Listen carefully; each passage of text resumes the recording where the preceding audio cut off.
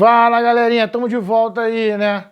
Seguindo a nossa matéria de fundamentos da saúde.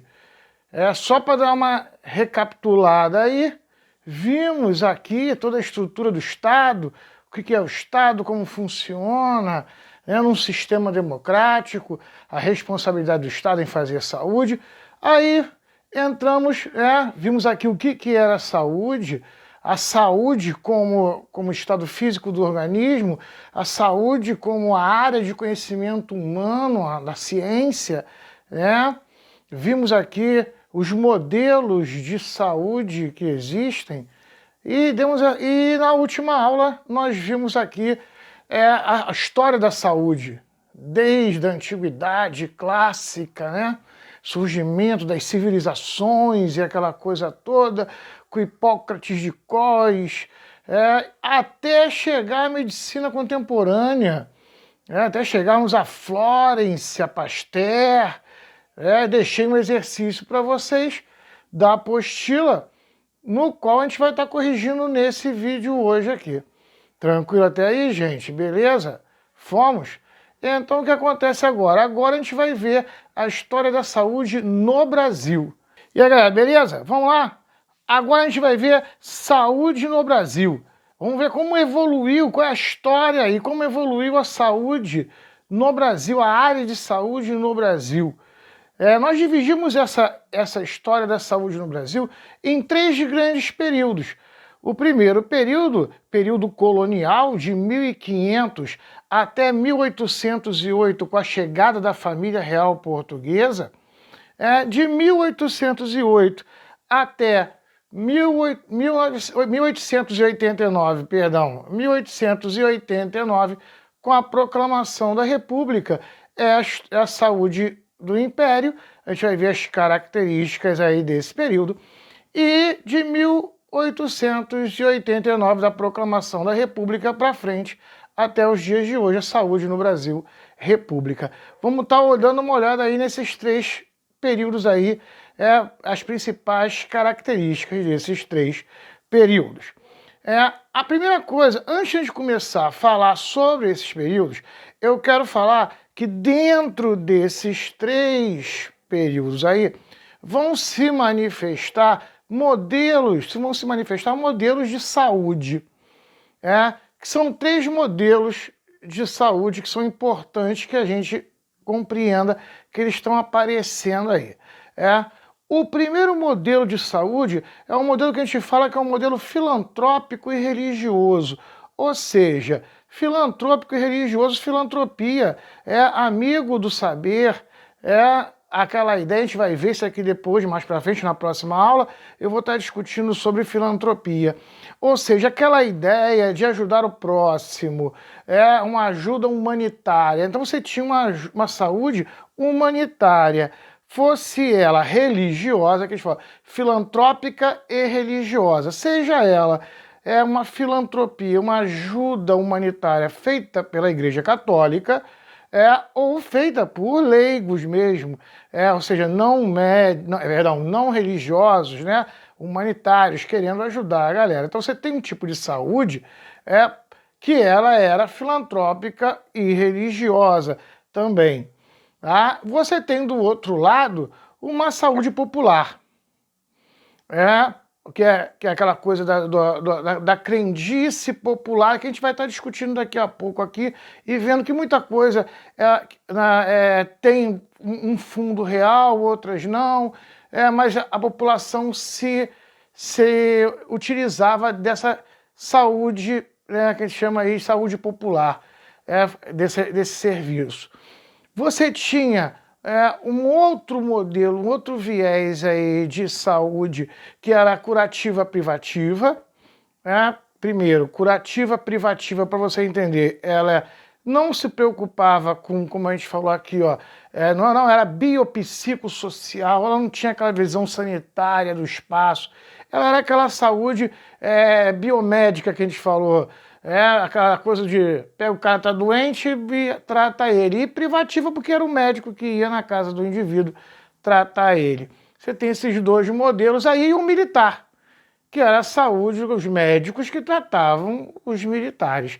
Então, eram esses 3 modelos aí de saúde principais que a gente vai estar discutindo aqui ao longo dessa trajetória. É só na República, lá já com Oswaldo Cruz, principalmente aí se desenvolvendo com Carlos Chagas, é que você vai ter com Oswaldo Cruz, Carlos Chagas, Belisário Pena, Adolfo Lutz, que a gente vai ver aqui, uma saúde que a gente chama de sanitarista campanhista. Ela é sanitarista porque ela está preocupada agora com o espaço sanitário. Você tem aí agora uma outra visão, a gente vai ver aqui, a doença e meio ambiente, que antes não se tinha. Só na República com Oswaldo Cruz, Chagas, Lutz e Belisário Pena, que a gente vai falar aqui, você vem com essa saúde sanitarista campanhista. Daí para frente vem todo um processo que aí a gente vai discutir, né, na nossa última aula, que a gente vai falar sobre seguridade social, aí tranquilo, a gente vai ver essa estrutura como ela é feita. Tranquilo até aí, gente? Estamos indo, beleza?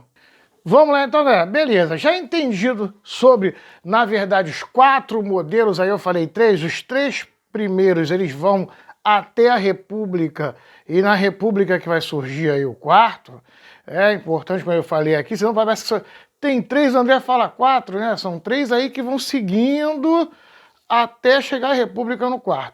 Beleza, entendemos isso aí. Vamos começar nosso primeiro período aí, ó, que vai de 1500, da descoberta, o descobrimento do Brasil, até 1808, com a chegada da família real portuguesa ao Brasil. Primeira coisa que você tem que entender é que essa divisão que está fazendo ela é preconceituosa. Parece que não existia saúde antes da chegada do homem branco. Então o índio fazia o quê? Ficava doente e morria. Não. O índio tem o próprio conhecimento dele sobre saúde, sobre tratamento e cura. Só que a gente nunca deu muita atenção para ele. Ele sempre passou para a gente batido. Durante muito tempo na nossa história não foi dada muita atenção a ele. Pelo contrário, hoje estamos começando a perceber coisas que o índio fazem e que tem funcionamento realmente na saúde. A gente pega aquilo ali e transforma aquilo ali numa saúde. Há essa transformação aí desse conhecimento, que antes era um conhecimento popular, ele se transforma em saúde. Sim, acontece isso, a gente vai falar mais para frente, quando estiver em SUS, a gente vai discutir aqui as saúdes alternativas que antes não faziam parte cientificamente e que hoje já são comprovadas e que já foram absorvidas pela saúde, como saúde alternativa. Isso acontece sim, é um processo, a ciência vai observando o que o ser humano vai fazendo, vai tentando entender, descobrir de onde está aquilo e vai absorvendo para ela.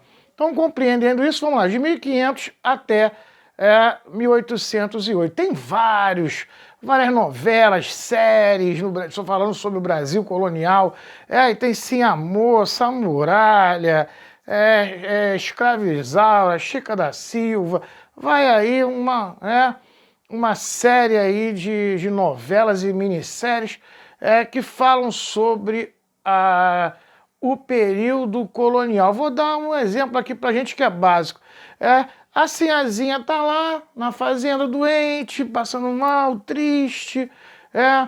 Aí o pai dela, o coronel, vira pro moleque, filho do escravo: moleque, legal, fala patrão, vai lá na casa do coronel Totonho, chamar o filho dele que é doutor, que a tua madrinha tá doente. Aí o filho do escravo vai lá na mata, atravessa a fazenda toda, pula o rio, vai lá na outra fazenda: coronel, coronel, que é, filho do cão, que você quer, moleque? Padrinho mandou chamar seu filho que é doutor porque a madrinha tá doente. Ele: Riobaldo! Aí chama o filho dele. O que acontece? Para pensar o seguinte, na colônia era proibido se fazer faculdade. A colônia tinha que depender, o Brasil era colônia, ele tinha que depender da metrópole. Então tudo vinha da metrópole, inclusive o conhecimento. Então o filho desse fazendeiro rico, o que ele fazia? O fazendeiro pegava o filho dele e mandava o filho dele para a Europa, para fazer faculdade ou de medicina ou de boticaria. Esse jovem fazia a faculdade de medicina ou boticaria, se formava, voltava para o Brasil. Quando chegava aqui no Brasil, ele ia lá, comprava um escravo de ganho. Escravo de ganho é um escravo mais caro porque ele sabe ler e escrever. Então ele comprava um escravo de ganho e ensinava para ele a enfermagem, os métodos curativos. E pronto, ele fazia o seguinte, quando precisava, ele ia lá, subia na carruagem, pegava o escravo dele e levava o escravo dele para poder atender a sinhazinha. Quando chegava lá na fazenda, ele atendia a sinhazinha e após atender a sinhazinha, se ele precisasse deixar alguém para tomar conta desse paciente, dessa paciente, ele deixava o escravo. Era o escravo que tinha sido treinado para poder fazer o serviço de enfermagem, chamado aí de criado mudo. Daí, né, a mesa de cabeceira ser pejorativamente chamada de criado mudo, o cara ficava ali sentado tomando conta ali da paciente doente.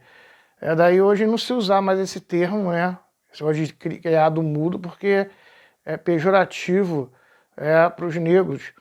E nessa ideia do enfermeiro, esse era o enfermeiro, o cara que ficava ali. Então, vamos dar uma olhada agora como a gente fez essa historinha aqui. Vamos dar uma olhada aqui. Primeiro, estamos falando de pessoas ricas ou pobres? Ricos. Os fazendeiros. Então vamos lá. Para a elite brasileira, a saúde era técnica. A gente falou aqui, curativa, privativa. Era técnica e domiciliar, feita no domicílio. Feita em domicílio. E com a enfermagem feita por escravos. Então você já entende aí, que a saúde, no período colonial, ela para a elite, que a gente falou aqui, curativa, privativa, era técnica, domiciliar e com a enfermagem feita por escravos. Vai para o pobre. Pobre era chocalho, baixo tambor, é o que a gente chama de medicina popular. Ele tentava lá a medicina popular, a parte de curandeirismo dele, e se não conseguisse, era Santa Casa de Misericórdia. Foi o que a gente falou aqui, filantropia religiosa. Lembrando aqui que Santa Casa de Misericórdia não era um hospital, era um convento de freiras e enfermeiras que atendiam a população pobre, desvalida. Daí tinha até aquela roda dos desvalidos, inclusive tem uma novela que teve isso, uma roda, para quem já comprou gás aí no depósito, aquela roda que você bota o bujão ali e vira para pegar o outro bujão, tinha uma roda ali, você botava filho sem pai, a pessoa do lado de lá não vê quem está do lado de cá, botava filho sem pai, doente, largava lá e se conseguisse curar, estava curado. Vamos lá, a gente falou aqui sobre a medicina popular e a gente brinca, tal, aquela coisa de chocalho, aquela coisa toda e tal, mas dentro dessa medicina popular existe bastante coisa que é real, que realmente tem função. Que realmente tem função. Eu vou dar dois exemplos para a gente aí, que eles são bem importantes. Primeiro exemplo aí vem com os negros africanos, o que a gente chama de banho frio. O cara tá com a febre muito alta, pega o cara e joga na água fria para baixar a febre dele.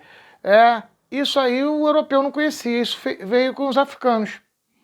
Os africanos trouxeram esse conhecimento de dar esse banho frio, que a medicina hoje pegou, virou uma técnica que vocês vão estudar, que é o banho morno. Tal, a pessoa está com muito quente, bota numa água morna e vem esfriando a água, para não dar choque térmico. Na verdade, o que era a gente falou aqui, o que era um conhecimento da medicina popular, a ciência foi lá, olhou e ajeitou e virou um conhecimento científico. Outro são as ervas. Quem aqui não toma um chazinho de erva? Isso deriva da onde? Deriva dos índios. Os índios tomavam chá com plantas e ervas para tudo. Qualquer problema que o índio tinha, ele ia lá, tomava um chazinho. Tranquilo até aí, gente? Beleza? Daí a nossa principal personalidade é de 1553, o padre José de Anchieta. O padre José de Anchieta, quando ele vem para o Brasil, na ordem aí dos jesuítas, que ele vem para o Brasil, aqui não tinha hospital, não tinha farmácia, não tinha nada disso. Então, como o José de Anchieta fazia para tratar as pessoas? Ele começou a perceber que os índios usavam as plantas medicinais para tratamento. Então, o que ele faz? Ele pega um caderno, começa a colar folhas das plantas, fazer anotações de que essas plantas serviam. Ele cria um catálogo de plantas e ele começa a clinicar e a receitar essas plantas para a população da época. Esse caderno original estava no museu aqui do Rio, que pegou fogo, então já era. Antigamente não podia se ver, fazia parte do acervo do museu. Então a gente tem aí, só para a gente fechar o nosso primeiro período, nós temos aí de 1500 a 1808 a saúde do Brasil colonial, onde ela era feita, para os ricos, medicina, ela era domiciliar e técnica, a gente falou aqui, curativa privativa, e para o pobre, medicina popular ou Santa Casa de Misericórdia. O que a gente falou aqui, filantropia religiosa. Tranquilo até aí, gente? Fechamos esse primeiro momento. Agora a gente vai para a saúde do Brasil Império. Partimos! 1808, chegada da família real portuguesa ao Brasil. Vamos entender esse processo aqui para a gente entender várias coisas que aconteceram. Primeira coisa, Dom João e Carlota Joaquina, o imperador, e aí nossa imperatriz, aí nossa rainha, imperatriz Carlota Joaquina. Dom João não era para ter sido rei. Na época existia a regra do primogenato. O primeiro filho vai ser rei, o mais velho. Então ensina para ele a arte da guerra, política, economia. E para o mais novo não ensina nada. Não ensina nada para ele virar um bocoió e viver da aba do mais velho. Porque se você ensina para os dois a mesma coisa, quando você morrer eles vão brigar pelo reino. Entendeu como é que funcionava? Dom João era o mais novo. Só que o mais velho morre. E Dom João é obrigado a virar rei. Um rei totalmente despreparado no momento em que Napoleão está invadindo os reinos da Europa e começando aquele processo napoleônico. Dom João ficou com tanto medo, que de madrugada ele pegou 13 navios, colocou toda a riqueza que ele pôde da família real dentro dos 13 navios e de madrugada ele, meteu o pé, ele fugiu de madrugada. Assim ocorre a fuga da família real portuguesa, saindo de Portugal e vindo para o Brasil. Porque o Brasil para eles era bem longe e Napoleão não alcançaria eles porque ele tinha um exército muito poderoso, mas não tinha uma frota naval tão poderosa assim. A Inglaterra estava do lado do Brasil, Então aí, 4 meses e meio boiando no Oceano Atlântico até chegar a Salvador. No meio do caminho dá surto de piolho. Como eles faziam? Pegavam cal, botavam na cabeça, pegavam um pano, faziam um turbante, botavam para poder matar esse piolho. Quando chega em Salvador, que eles descem, Salvador, todo mundo, as mulheres com aqueles turbantes na cabeça, as mulheres de Salvador, vendo aquilo, acharam que aquilo era moda na Europa. Usar turbante, daí passaram-se a usar turbante em Salvador. Surge aí a ideia do turbante, que na verdade vem aí de matar o piolho. Porque se passava muito tempo de alguém da Europa vir para cá. Então quando vinha as pessoas ficavam procurando tudo para saber o que estava na moda lá fora, para poder seguir, para trazer aqui também, para estar acompanhando. Daí o turbante, a moda do turbante que veio do piolho. Mas aí, discussão sobre turbante e tal, esse tipo de coisa, tem um vídeo que eu faço sobre aculturação e apropriação cultural de sociologia, que aí é outro papo, mas nesse processo aí o turbante chega aqui no Brasil e as baianas, elas absorvem nessa ideia aí do piolho. E Dom João não quis ficar em Salvador, ele fica com medo.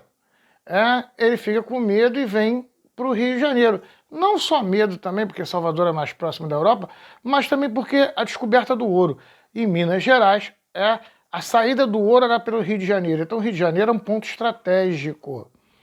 Ele fica mais afastado da Europa, então mais difícil de ser atacado, e a saída do ouro. A riqueza mais importante ali, controlar a saída do ouro, é estratégico. Família real portuguesa chega no Rio de Janeiro sem preparo nenhum. Imagina, boi cagando na rua, calor de 40 graus, aquelas ruas de paralelepípedo, escravo, índio pelado correndo na rua, aquelas mulheres com aqueles vestidos com 10, 12 anáguas, não tinha onde ficar. Eu chamo de pé na porta. Então, os soldados arrombavam as casas, expulsavam as pessoas para a família real poder entrar. Daí, a elite brasileira está crescendo. A elite brasileira está crescendo, há uma necessidade, então, de uma mão de obra para atender essa elite. Daí, está criada a primeira faculdade de medicina do Brasil. Está criada a primeira faculdade de Direito do Brasil. Está criada a primeira faculdade de Engenharia do Brasil. O Dom João ele vai criando faculdades, ele vai criando essa mão de obra técnica, não para atender a massa pobre, mas sim para atender a elite que está vindo para cá agora e necessita de mão de obra. É como se você pegasse todos os políticos que estão morando em Brasília e trouxesse de madrugada e viesse todo mundo morar, instalasse o governo aqui no Rio de Janeiro, da noite para o dia. Não tem estrutura para atender todo mundo, então tem que se criar uma estrutura nova. Você percebe isso? Que no próprio ano de 1808, Dom João vai criar a Escola de Cirurgia da Bahia, que é a faculdade de medicina, a primeira faculdade de medicina do Brasil. Ela é criada na Bahia, lá em Salvador, para poder atender essa elite que está crescendo no Brasil e que não tem mão de obra para atendimento. Vamos lá para a gente começar, então, a amarrar isso aqui. Vamos lá. Saúde no Brasil imperial. Ela continua sendo feita para o rico, curativa, privativa, ou seja, técnica e domiciliar para o rico. Ela continua sendo feita para o pobre, uma medicina filantrópica, religiosa ou medicina popular.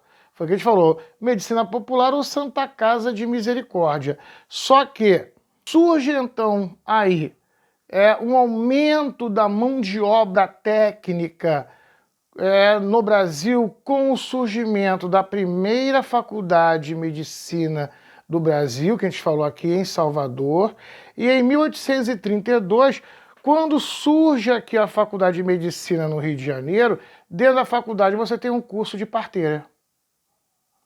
Então está surgindo aí agora que até a Madame Duroc, que é a primeira pessoa a ganhar, a se formar como parteira no Brasil. Então você começa aí a ter agora mão de obra técnica em de parteiras. Entendeu? Então olha aí, interessante para a gente perceber isso aí. Então a saúde no Brasil, colônia e império, elas seguem no mesmo modelo, bem parecidas. Só que aí você já tem um desenvolvimento da mão de obra técnica, pelo surgimento da primeira faculdade de medicina do Brasil em 1808, lá na Bahia. Em 1832, você vai ter a faculdade no Rio de Janeiro com o curso de parteira. Então você já tem um desenvolvimento da mão de obra técnica no Brasil. E a gente vai ver aqui o surgimento de Ana Nery. É a primeira enfermeira aos moldes aí já modernos pra gente. Você tem uma enfermeira de verdade. Ana Nery é a principal personalidade da saúde do Brasil Império. Ana Nery. Ana Nery é esposa de fazendeiro e militar do Brasil. Teve 2 filhos, um foi médico e o outro era militar. Esse filho médico dela, ele foi para a Europa estudar, fazer medicina. Quando ele volta, ele não compra um escravo, como a gente falou aqui, de ganho. Por quê? Lembre-se que quando o filho dela, só para você ver as datas depois na última aula, você vai ver aqui que quando o filho de Florence vai para a Europa fazer faculdade, lá na Europa está acontecendo a Revolução de Florence. O filho de Ana Nery, quando vai para a Europa estudar, pega toda a revolução feita em relação a Florence. E ele fica maravilhado com aquilo.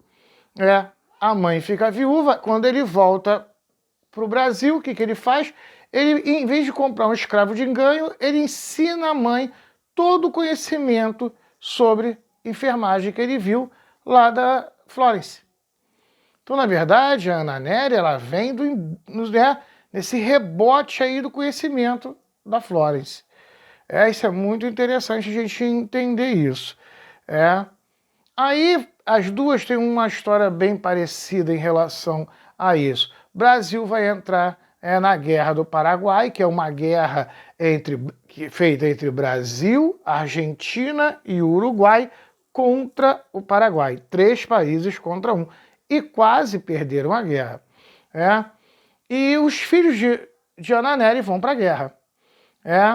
Eles vão para a guerra, lutar a guerra, e ela pede ao imperador o direito de ir para a guerra também para ajudar.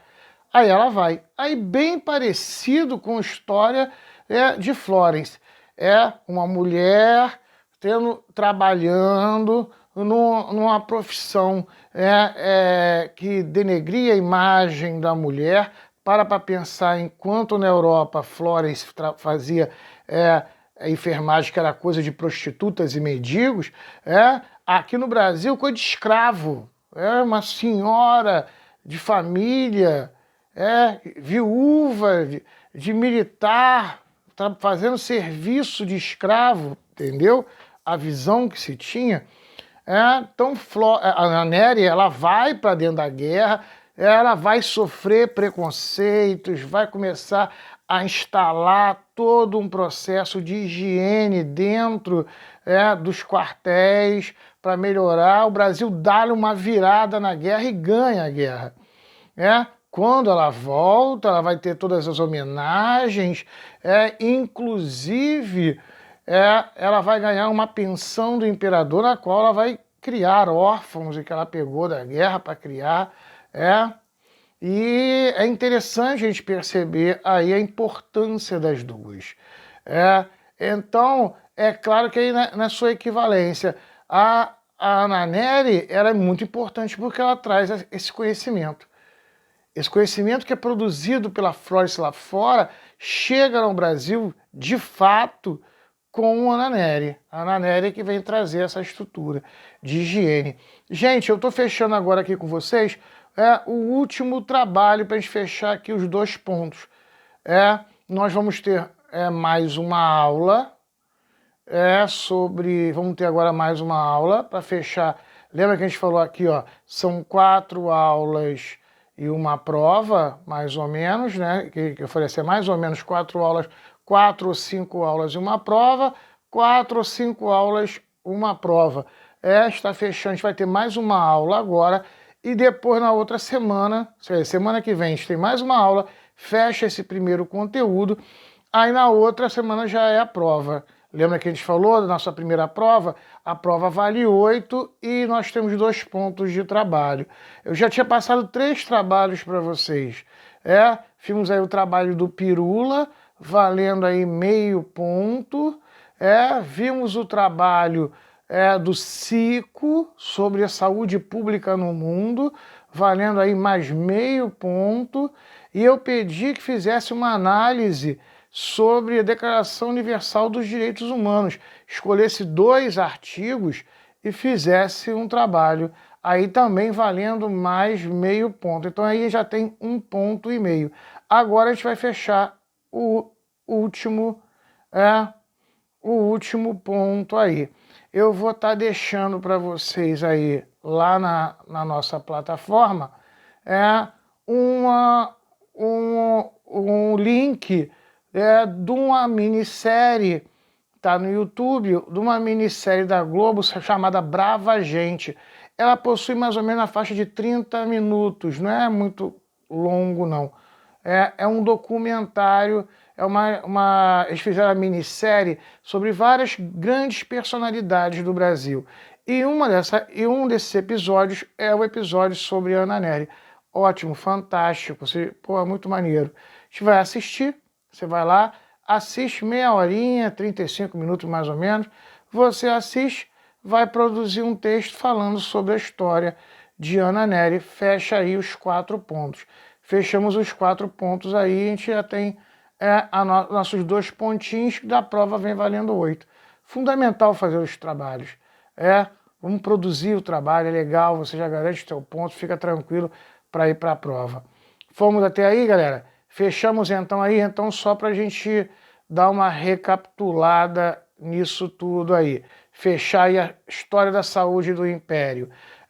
No Império, então, continua aquele modelo para o rico, saúde curativa, privativa, ou seja, domiciliar, domiciliar e técnica, feita, para a pessoa mais rica, e para o pobre, Santa Casa de Misericórdia, que a gente falou, filantropia religiosa, então a medicina popular. Aí, o desenvolvimento da mão de obra técnica no Brasil, com o surgimento da primeira faculdade de medicina do Brasil, lá na Bahia, em 1832, a Faculdade de Medicina do Rio de Janeiro, com a criação do curso de parteira, aí tem a Madame Duroc, e o surgimento de Ana Nery agora como uma enfermeira, assumindo a primeira enfermeira mesmo aos moldes modernos. Tranquilo até aí, gente? Fechamos? Agora a gente vai partir para República, a gente vai falar aqui sobre República. Tá ok? Beleza? Vamos lá, galera. Antes da gente começar a falar sobre a saúde no Brasil República, vamos nos prepararmos para entendermos que Brasil República é esse que vai nascer. Até para a gente poder entender que saúde é essa que vai ocorrer. Então vamos voltar aqui, primeiro aqui no Império, para você entender o que é esse final de Império, o que é essa República que ela está nascendo. Vamos lá. Dom João, como a gente falou aqui, Carlota Joaquina. Dom João era porco pra caramba. Só pra você ter noção do que a gente está falando, Dom João só tomou 2 banhos a vida dele inteira. E porque o médico receitou para ele, estava com a ferida e a ferida não secava. Por quê? Porque os portugueses acreditavam que aquela película que dá no corpo, a caraca, ela protegia você contra as doenças. Então, se você tomasse banho, você perdia a caraca e você podia ficar doente. Então, eles não tomavam banho. Daí vem esse estereótipo aí do português, que não gosta de tomar banho, e aquela coisa toda. Eles acreditavam, eles tinham essa visão. E até mesmo as pessoas que tomavam um banho, como é que funcionava? Você tinha lá a banheira, o escravo ia lá, enchia a banheira de água, o dono da casa ia lá, tomava banho, depois vinha a mulher dele, tomava banho, depois vinha o filho mais velho, tomava banho, sucessivamente até o último filho. Todo mundo naquela mesma água. Percebeu? É? Quer ver outra coisa para você entender?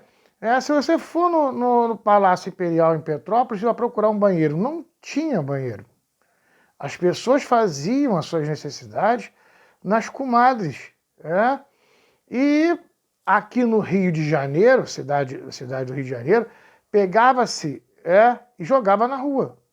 Era comum na Europa também fazer isso. Tem um aluno, eu tive um aluno que inclusive morou em Salvador e falou, professor, na área lá onde tem as igrejas católicas, né, e os conventos ali, até hoje há o hábito de fazer isso que o senhor falou. Abria essa janela que estava, lá vai! E vá, jogava na rua.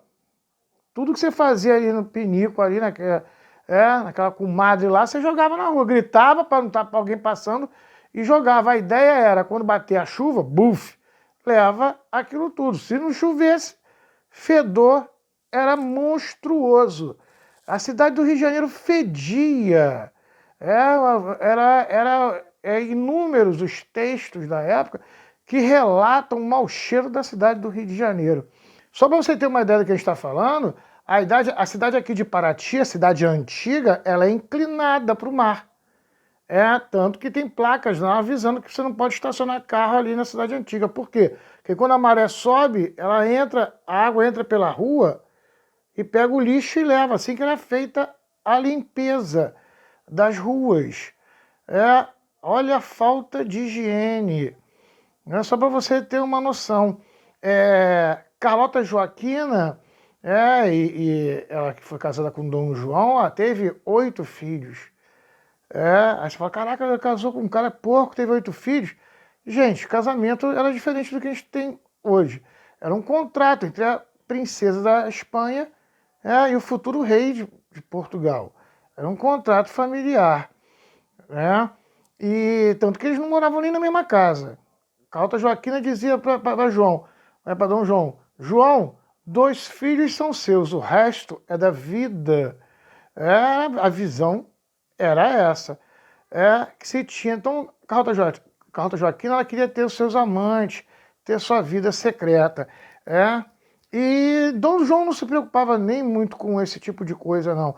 Ele só queria manter Carlota Joaquina isolada, sabe? Controlar todos os amantes dela. Pensa que controlando os amantes dela, ele controla a princesa da Espanha. Olha aí, são 2 reinos riquíssimos, então o jogo político aí é fortíssimo. E Carlota Joaquina, para poder ela ficar mais à vontade, ela sai da corte do centro do Rio de Janeiro e vai construir uma casa na região litorânea indígena, chamada Copacabana. Que era uma região de índios. E ela fica ali vendo os índios, tomando banho de mar, aquela coisa toda, Aí acha aquilo maneiro, começa a tomar banho de mar também. Nisso, as mulheres da corte, acompanhando a imperatriz, começam a fazer o quê? Começam a querer abandonar o centro do Rio de Janeiro e construir casas no litoral, em Copacabana. É um momento em que a elite carioca ela abandona o centro do Rio de Janeiro e começa a ocupar o litoral e a tomar banho de mar. Os portugueses nem tomavam banho, quem dirá banho de mar. Tranquilo até aí, gente? Dando para entender? Só toda essa estrutura, porque a gente precisa disso daqui para frente. A gente vai usar isso. Porque esses casarões abandonados para elite que vão morar em Copacabana, vão morar no litoral, esses casarões aí são invadidos e ocupados pela massa pobre. Vai surgir os cortiços no centro do Rio de Janeiro. Aí você agora entende o reposicionamento da elite brasileira carioca, que sai do centro do Rio, a corte sai do centro do Rio e vai para Copacabana, vai para o litoral, para beira-mar, tomar banho de mar, e esses casarões do centro do Rio são abandonados, e ali a massa pobre vai assumir, vai surgir aí os cortiços. Tranquilo? Para você ter uma ideia do que a gente está falando aqui, só na República, já lá em 1904, que vai vir para o Brasil o primeiro sistema de coleta de lixo. que foi feito pelo inglês chamado William Gary. O cara chegou aqui no Rio de Janeiro, isso já na República, e começou a fazer a coleta de lixo. Ninguém conseguia falar o nome dos funcionários dele. Havia os funcionários do Gary, havia os caras do Gary ali, ó, Gary, virou Gari. Hoje a gente chama o trabalhador lá da coleta de lixo de Gari, por causa do William Gary, que é o fundador aí da primeira empresa de coleta de lixo aqui no Brasil. Tranquilo até aí, gente? Para você, aqui no Rio de Janeiro, né?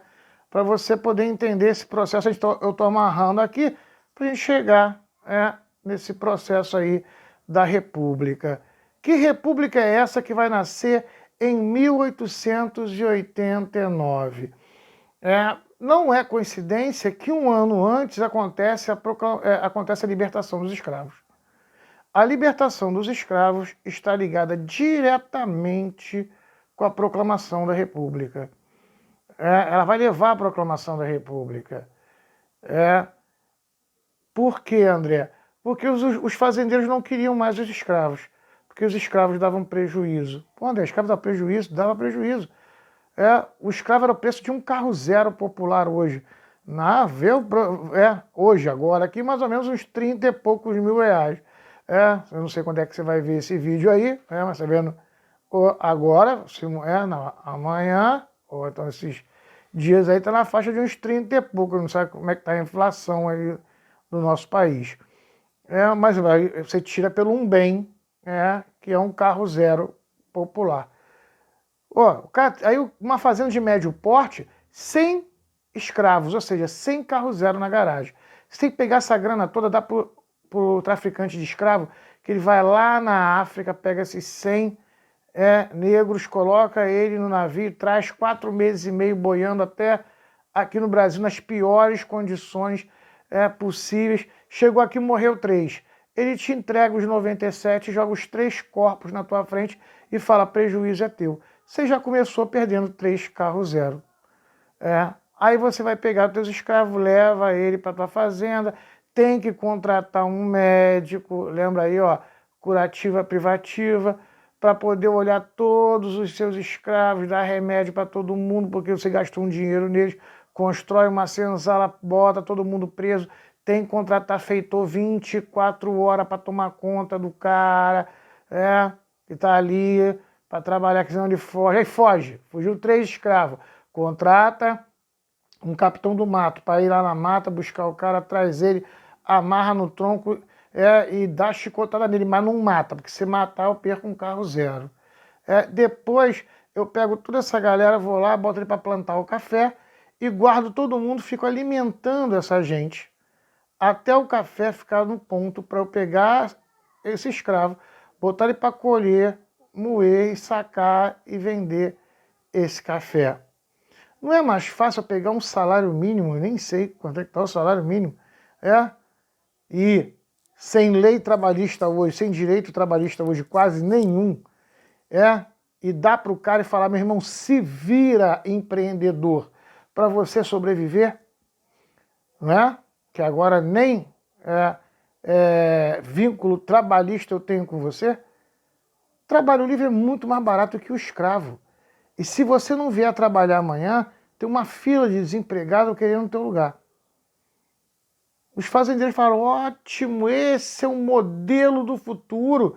Não queremos mais escravos. Queremos trabalhador livre. Muito trabalhador livre. Quanto mais trabalhador livre desempregado, mais barato é a mão de obra. Entendeu o modelo que está chegando? O fazendeiro falou, ótimo. O problema da escravidão aí está no seguinte, quem vai abrir a senzala e deixar 100 carro zero ir embora?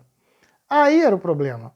Não quero mais o escravo, mas não quero perder o dinheiro que eu coloquei neste escravo. Esse era o impasse da libertação dos escravos no Brasil.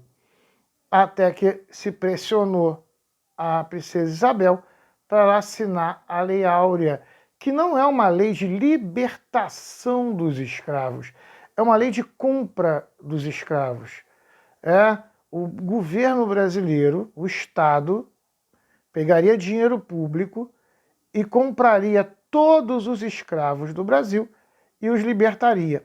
Ou seja, o prejuízo que seria do setor privado passa para o setor público. Aí o fazendeiro fala, opa, beleza, abre a cesárea e fala, vai escravo, vou receber a grana, porque Isabel assinou o documento, e vou, com isso dou uma reforma, trago os trabalhadores livres aí, ainda fico com dinheiro no bolso que eu recuperei dos meus escravos. O problema é que o Dom Pedro II, quando volta de viagem, que ele tinha deixado Isabel governando, ele fala, não assinei nada, não vou pagar nada. Pronto, a elite cafeicultora vai fazer o quê? Passa toda ela agora a apoiar o movimento republicano. Porque os republicanos falaram, se o Brasil virar uma república, nós iremos pagar a dívida da escravidão que não foi paga pelo imperador. Beleza. A elite militar, junto com a elite cafeicultora paulista, faz o quê? Se unem e dão um golpe. A família real portuguesa desce, é colocada num navio e despachada do Brasil. Não há troca de um tiro. Esquece proclamação da República aos moldes Revolução Francesa com o povo na rua. Tranquilo até aí, gente? Inclusive, gente, tem esse livro aqui, ó, que fala sobre esse momento chamado Os Bestializados. Esse livro é sensacional. Ele mostra pra gente que a população carioca, ela ficou, que era a capital do Brasil na época, capital do Império e da República, ela ficou bestializada com a proclamação da República. Ela achou que era uma parada militar. Ela não entendia. Inclusive os jornais da época fizeram entrevista com a população perguntando o que significava república e a população não sabia nem o que significava república. Ou seja, um golpe da elite para elite. Até aí tranquilo, gente? Vamos lá? Então agora você entendeu o que a gente está querendo dizer com república. Surge agora uma república no Brasil. Uma república feita da elite para a elite. Uma república que ela libertou os escravos, mas ela não pensa no escravo como um cidadão igual ao homem branco. Há um programa, no Brasil, havia um programa de clareamento da população brasileira. No primeiro governo do Brasil, Deodoro da Fonseca e Floriano Peixoto, que são governos positivistas, e aí tem uma ideia eugenista, dessa visão aí de purificação da raça, que já vem no modelo positivista, a ideia de se criar uma república, um modelo da França. Como criar um modelo francês de república com uma massa de mestiços, negros, e uma elitezinha branca? Além do medo dessa grande massa se revoltar e tomar o poder, como aconteceu no Haiti. Então vamos fazer o quê? Temos que trazer trabalhadores brancos para clarear a população. Há um projeto de clareamento da população brasileira. Inclusive, o primeiro cafeicultor a trazer trabalhadores livres para o Brasil foi o Palheta, do Café Palheta.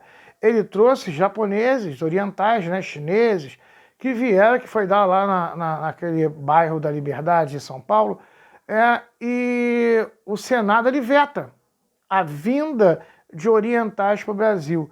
Qual era a justificativa? O Brasil já tem negros e mestiços demais para a gente trazer amarelos e piorar a raça. A ideia era trazer brancos. Percebeu? Então eu quero que você entenda isso. Há um projeto de clareamento da população brasileira. Outra coisa que eu quero que você entenda, eu estou dando esses exemplos aqui para poder chegar na medicina brasileira. A Faculdade de Medicina do Brasil dizia que as doenças tropicais, que doenças são essas? Febre amarela, malária e peste bubônica, as três doenças aí chamadas doenças tropicais. Por quê? Porque quando chegava no verão, que a temperatura subia, elas proliferavam. Quando a temperatura descia, elas sumiam. Essas doenças tropicais, elas eram criadas e transmitidas pelo negro e pelo mestiço. Ponto. Olha só, eu não estou dizendo simplesmente racismo. Eu estou dizendo para você que a Faculdade de Medicina do Brasil ensinava isso aos seus médicos. A visão que a medicina brasileira tinha era uma visão racista. Então, e a população acabava acreditando nisso. Por quê? Porque, primeiro, o médico te falava. Segundo, porque quando chegava o verão, que a temperatura subia e a doença proliferava, a elite copacabana fazia o quê? Saía do centro, saía do Rio de Janeiro e subia para a região serrana, Petrópolis, Teresópolis, região mais fria, onde a doença não se manifesta. Ficava lá todo o verão. E aqui no Rio, ó, aquele fervilhão de gente morrendo com a doença. Quando a temperatura amenizava, quando ela diminuía e a doença desaparecia, a elite descia e falava, tá vendo, somos brancos, somos elite, a gente não pega, isso é doença, isso é coisa de vocês pobres e mestiços. Só que isso não resolvia o problema de saúde no Brasil. Esse era um grande problema que você tinha, ao ponto de navios estrangeiros do Rio de Janeiro, que era a capital da República e capital, antiga capital do Império e capital da República, do Rio de Janeiro ficar conhecido como o túmulo dos estrangeiros, porque os navios estrangeiros chegavam aqui para despejar mercadorias, turistas, e pegar o café para levar, e o pessoal descia aqui, pegava doença e morria. Chegou ao ponto de navios pararem em Fernando de Noronha, descarregarem e ir embora, que não queriam vir para o Rio de Janeiro para pegar doença. Para você ver a que ponto o Rio de Janeiro ficou conhecido como o túmulo dos estrangeiros. Vamos lá, só para a gente deixar aqui, você entender, em 1890 é criada a Escola Alfredo Pinto, que é a primeira escola de enfermagem do Brasil. Ela é criada dentro do que hoje lá é a nossa faculdade, aqui da Faculdade do Rio de Janeiro. E voltando a esse processo que está chegando agora em 1904, quando os militares eles saem do poder e entram os fazendeiros. Aí você tem um governo aí de um presidente chamado Rodrigues Alves. Rodrigues Alves, fazendeiro de Minas Gerais. Ele tem a missão de mudar a cara do Brasil em relação ao mundo. Nós temos que trazer trabalhadores livres. Os Estados Unidos estão passando pelo mesmo processo também. Acabou com o final da escravidão. Para você ter noção, a chegada do porto de Nova York, os caras colocaram uma estátua da liberdade. Por que aquela estátua ali? Para o italiano chegar ali, olhar e falar, não vou ser escravo desse país não, aqui tem uma estátua já da liberdade dizendo que aqui todo mundo é livre. Eles tinham medo de vir para o Brasil e serem acorrentados, por tomar uma corrente na perna. Então, como desfazer essa visão do país atrasado que era o Brasil? O país foi o último país a abolir a escravidão no mundo. Como mudar isso? Esse era aí o que o Rodrigues Alves, presidente, era a missão de Rodrigues Alves. Rodrigues Alves ele vai atacar por dois lados. Primeiro vai fazer uma reforma urbana na capital do Brasil, que é o chamado Bota Abaixo, centro do Rio de Janeiro. Era aquelas ruas, quem já foi na Rua do Ouvidor ou então em Paraty, vai saber o que eu estou falando. Aquelas ruazinhas estreitas de paralelepípedo, que as casas não tem quintal, você abre assim a janela, já dá na rua, aquele monte de ruazinha apertada, ele sai arrebentando aquilo tudo e vai abrir a avenida. Está chegando o automóvel, aquele carro da manivela, está chegando o bonde. Olha aí, a modernização do Rio de Janeiro. Ele arrebenta os cortiços todos que a gente falou, arrebenta aquilo tudo para abrir a Avenida Rio Branco.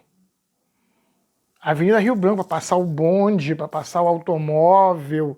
Olha aí, é o momento em que o Rio de Janeiro está virando a princesinha do mar. E essa galera, André, que estava morando no Cortiço ali, arranca tudo, meu irmão. Joga todo mundo para fora, sem aviso prévio, sem indenização, nada disso. Uma parte da população sobe o morro, processo de favelização, que já tinha começado com a guerra de Canudos. O pessoal já começou a ocupar o morro ali, agora esse processo se intensifica, processo de favelização. Outra galera entra no trem, Zona Oeste, começa a povoar a Zona Oeste, surgir aqueles bairros na beira da linha do trem para você vir para o centro para trabalhar. A massa pobre é expulsa do centro do Rio de Janeiro. Para você ter noção, os jornais da época mostravam para a gente, quando esse centro do Rio de Janeiro ele é reinaugurado, existia uma lei que proibia você andar no centro do Rio de Janeiro se você não tivesse de bengala e cartola. Ou seja, o centro do Rio de Janeiro não era para pobre andar, era para rico andar, era para uma elite.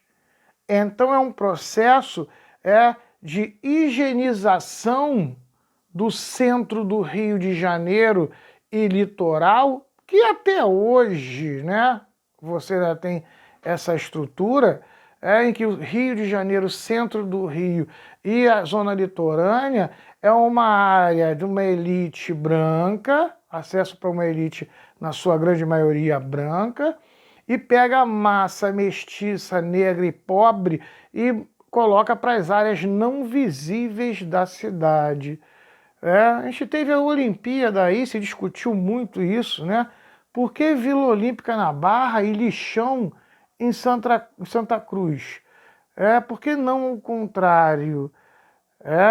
Mas o gringo gosta de vir para o Brasil para ver pobreza, Eu quero ver pobre, eu quero ver favela. Aí se cria aquelas favelas com teleférico, aquelas casinhas pintadas coloridinha, igual o Olodum. Aí pega-se o gringo, bota naquele jipe, já foi no centro da cidade, já viu isso, bota aquele jipe, aquele chapéu de safari para ver pobre com máquina de retrato, Aí sobe lá o Vidigal para tirar foto, festa rave, e o cara acredita que favela é aquilo ali. O cara vai no Vidigal e acredita que favela é o Vidigal. Cria-se agora essa visão fake no centro do Rio de Janeiro. Estou mostrando, estou fazendo um paralelo aqui para você poder perceber que esse modelo ele ainda existe, Ele ainda está aí. Então o centro do Rio de Janeiro ele é todo reformulado, a expulsão dos pobres, para você fazer aqui um espaço para a elite poder conviver, e para quando o europeu chegar aqui, ele não se assustar com aquela pobreza. E você também ter o estrangeiro podendo vir morar aqui no Rio para trabalhar, ocupar os cargos de trabalho. A outra parte é a higiene. As doenças ainda proliferavam e esse papo de que a coisa de mestiço e negro não funcionava. Rodrigues Alves vai fazer o quê? Ele vai sair do Rio de Janeiro e ele vai para a França. A França é o que seria para a gente hoje Estados Unidos, o grande polo tecnológico na época. Lá na França, nesse período, está acontecendo a Revolução Pasteuriana. Louis Pasteur, ele reinventa o microscópio. Que a gente falou, o microscópio ele já existia, mas era aquela coisa de ver casca de árvore. Pasteur ele vai desenvolver o que a gente chama de microscópio de verdade, com aquela lente super poderosa, onde você olha e explode na cara dele mitocôndrias, vírus, parasitas, protozoários, células. Está surgindo aí a microbiologia na Europa. Isso lá na Europa. Então Rodrigues Alves sai daqui do Brasil, vai no Instituto Pasteur na França, procura o Pasteur e fala: Pasteur, estou com problema de saúde no Brasil e eu preciso resolver esse problema. O Pasteur vira para ele e fala assim: tem um brasileiro que está aqui comigo um tempão estudando, o cara é ótimo e ele está preparado para resolver o problema de saúde aí para você. Volta Rodrigues Alves trazendo com ele um cara chamado Oswaldo Cruz. Seguindo aí, gente, Oswaldo Cruz. Oswaldo Cruz, ele vai ser odiado por todo mundo durante a vida dele. Esse papo de Oswaldo Cruz, o pai da medicina, Oswaldo Cruz, o nosso pai da ciência do Brasil, isso vai surgir após a morte de Oswaldo Cruz. Até a morte de Oswaldo Cruz, o maluco, o retardado que quer aparecer, ele sempre foi maltratado. Ele e os cientistas do Brasil. A gente vai falar aqui, até hoje a ciência no Brasil, ela é, mal vista e negada, né? Vamos lá. Oswaldo Cruz, ele chega aqui no Brasil e vai ser odiado por todo mundo. Vamos entender por que o Oswaldo Cruz vai ser odiado por todo mundo. Vamos lá. Oswaldo Cruz, clínico geral, classe média de Madureira, que quando a avó dele morre, deixa um casarão para ele, ele pega esse casarão, vende o casarão, deixa a esposa com as filhas com o sogro e vai para a França estudar lentes do Pasteur. Ele trabalhava até aqui com oftalmologia, quando eu até falei aqui na última aula, quando você fala clínico geral naquela época, era bem geral mesmo. Hoje aqui foi, e ele vai para lá e dá de cara com a microbiologia, ele fica apaixonado. Ele passa a estudar microbiologia, para virar sanitarista. E ele faz todo o estudo dele. Beleza, quando ele volta para o Brasil, ele volta com o cargo de ministro da Saúde. Ninguém fica, né? Então, gente, na época, primeiro, tirando a brincadeira aí, na época não tinha esse nome de ministro da Saúde, mas era o que equivale hoje a ministro da Saúde. Era o cargo mais alto na saúde pública do Brasil. E ele era o nosso ministro da Saúde. Então, primeira coisa que acontece, as universidades de medicina do Brasil vão dar as costas para o Oswaldo Cruz. Que negócio é esse? De um clínico geral de Madureira, que ninguém sabe quem é, chega agora e vai ocupar o cargo mais alto da saúde no Brasil. Os doutores e pós-doutorados das universidades de medicina não aceitavam ser mandados por um clínico geral de Madureira. Então, a primeira coisa é virar as costas para o Oswaldo Cruz. Segundo, que papo é esse de microscópio? O que é isso? Ninguém nunca viu. O primeiro microscópio está vindo na bolsa do Oswaldo Cruz. Então, olha aí, ó. O cara é desconhecido, o equipamento que ele trabalha é desconhecido. Segundo, a medicina no Brasil era uma medicina observacional. E a medicina que o Oswaldo Cruz fazia era uma medicina experimental. Vamos entender isso. Medicina observacional. O que você está sentindo? Dor de cabeça, febre, dor no corpo? Virose. Observacional. Eu observo os sintomas e através dos sintomas eu dou um diagnóstico. Medicina experimental. Coleta de urina, sangue, fezes, levo para o laboratório, faço o exame com reagentes, experimento reagentes químicos, faço o exame e dou um diagnóstico. Então, o cara era desconhecido, o equipamento que ele usava ninguém sabia o que era, a medicina que ele fazia era bizarra, era desconhecida. Para pensar naquela época, um cara colhendo as suas fezes e sua urina para levar para casa. Você fala assim, o que esse cara quer com minhas fezes e com a minha urina? Percebeu? Hoje você nem passa batido, mas naquela época a pessoa fala, que é isso? Que coisa é essa? Ninguém entendia isso. Então é complicado. A faculdade de medicina, ela vira as costas para o Oswaldo Cruz. Segundo problema, Oswaldo Cruz, ele vai falar assim, doença não tem nada a ver com cor de pele. Doença é uma questão de higiene. Estou criando agora um código sanitário e todo mundo vai ter que seguir. Branco, negro, rico, pobre, bonito, feio, novo, velho. o Código Sanitário é para todo mundo. Pronto. Ele agora cria um outro problema com a elite Copacabana. Por quê? Porque a elite olha para o Código Sanitário do Oswaldo Cruz e fala assim, esse negócio de lavar a mão, isso é coisa de pobre. Ele tem que botar para o pobre lavar a mão. Esse negócio de pobre, isso aí é para o pobre lavar a mão. A gente que é rico não precisa fazer isso. Que a gente não pega essa doença. Entendeu? Só de obrigar a elite a fazer a mesma coisa que o pobre, para a elite é ofensiva. Porque iguala todo mundo. E a gente vai discutir isso com mais um ponto problemático.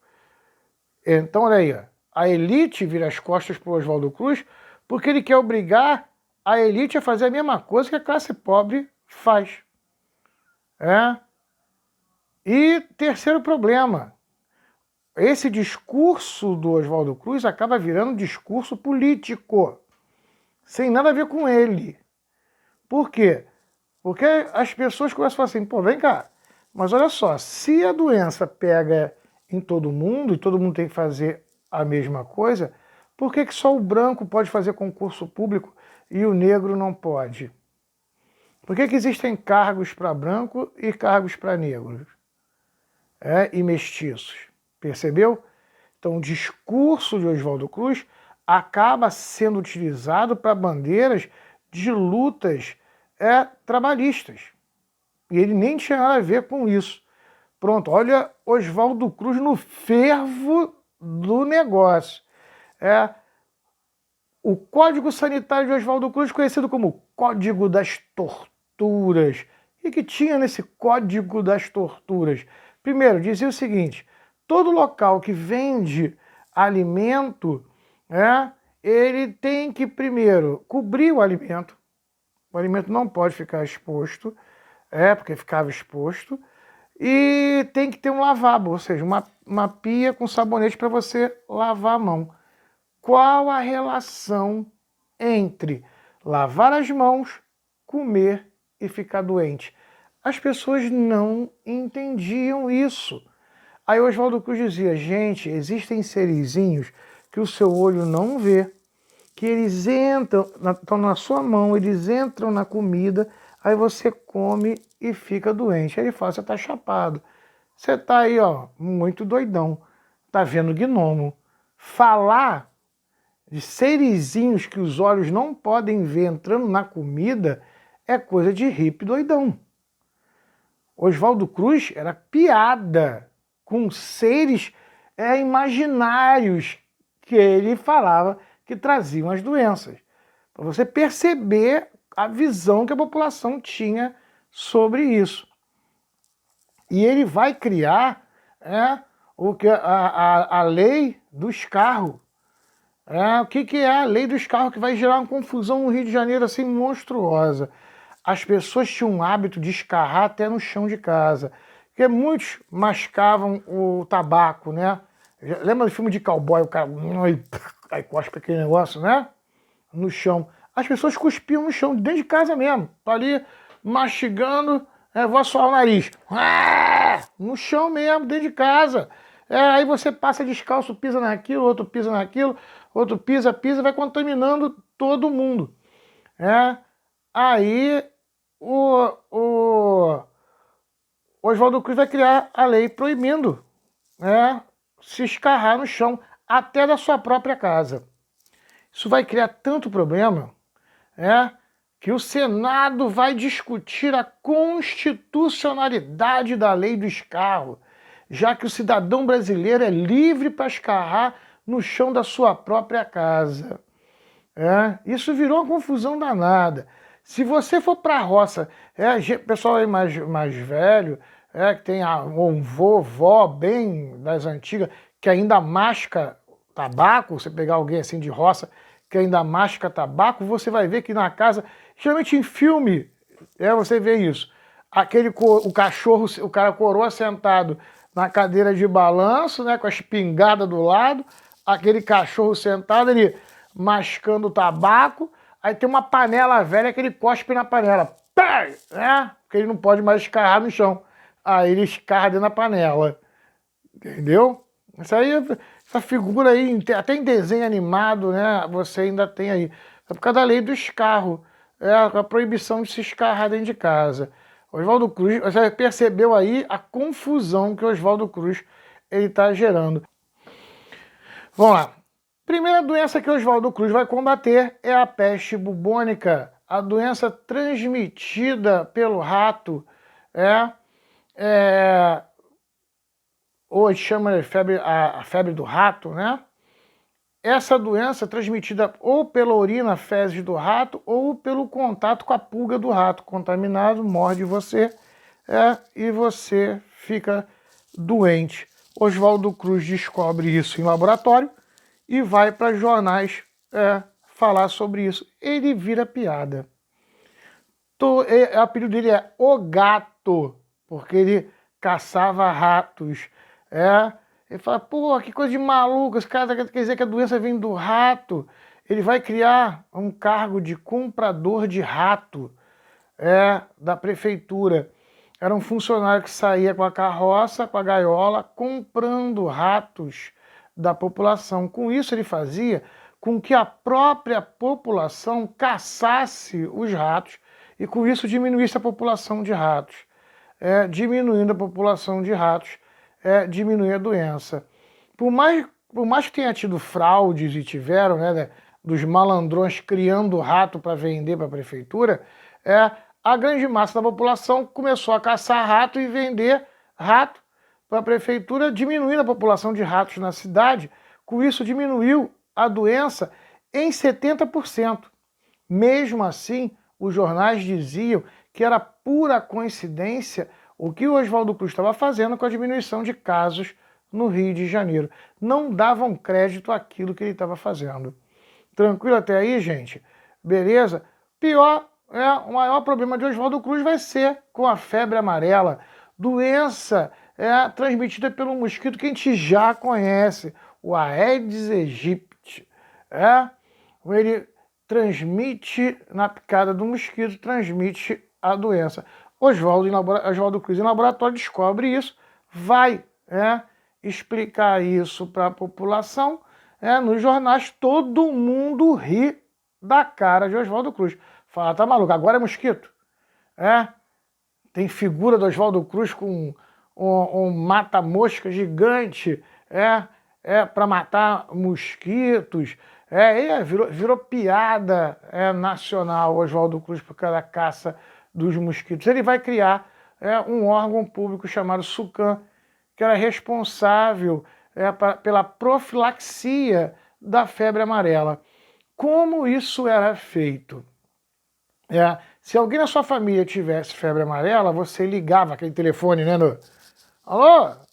Ligava para a SUCAM, a SUCAM ia com a carroça na sua casa, tirava toda a sua família de dentro da casa, jogava uma lona branca na casa, pegava-se um tubo, prendia esse tubo a um incinerador, pegava-se enxofre, jogava o enxofre ali no incinerador, tacava fogo.